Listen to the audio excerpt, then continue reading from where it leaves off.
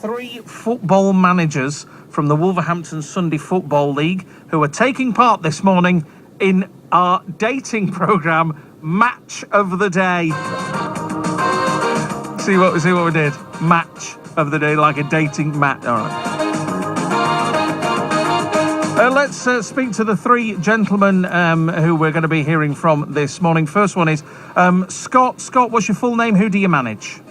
I'm Scott Pilsbury, and I manage Giants Bad Working Men's Club FC. Okie doke. We've got Clive. Clive, what's your name? Who do you manage?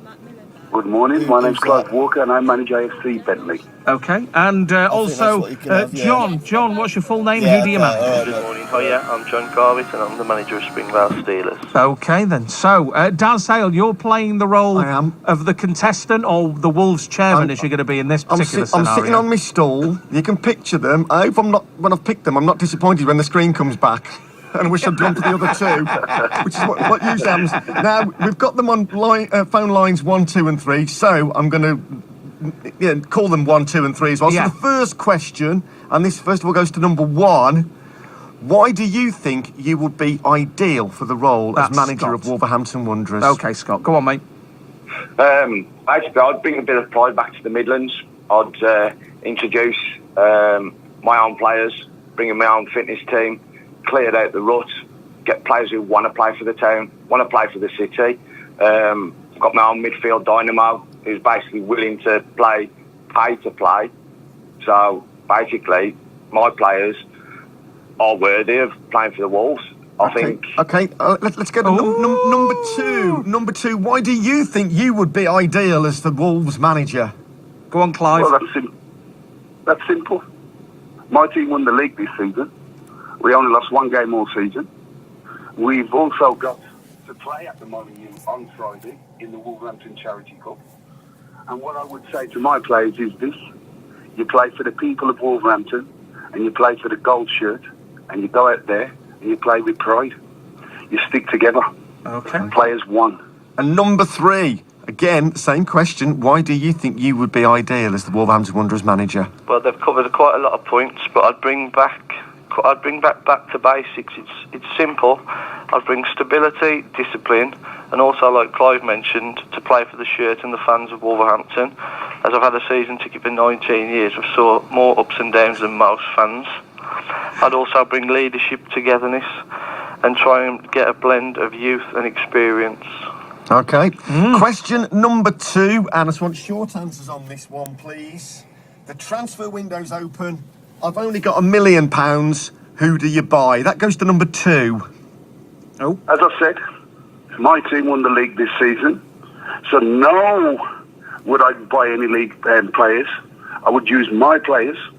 Players like Kevin Nicol, Liam Hughes, Nathan Walker, Nathan Roselang.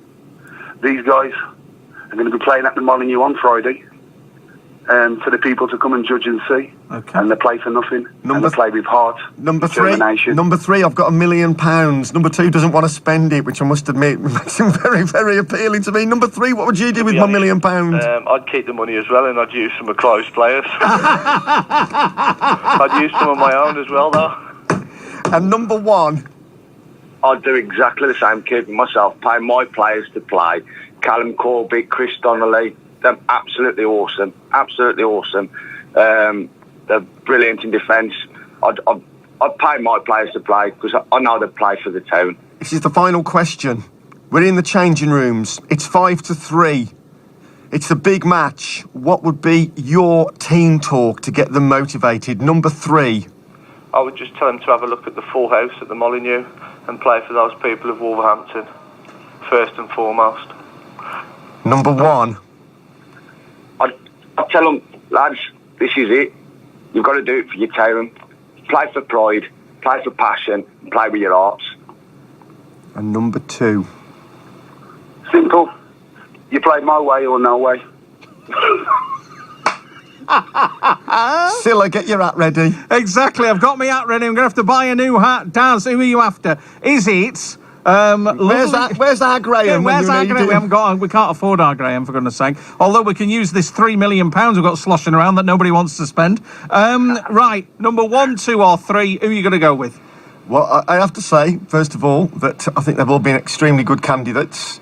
I was going to ask them what their weakness was, but they've all said I work too hard, because that's what everyone does in interviews.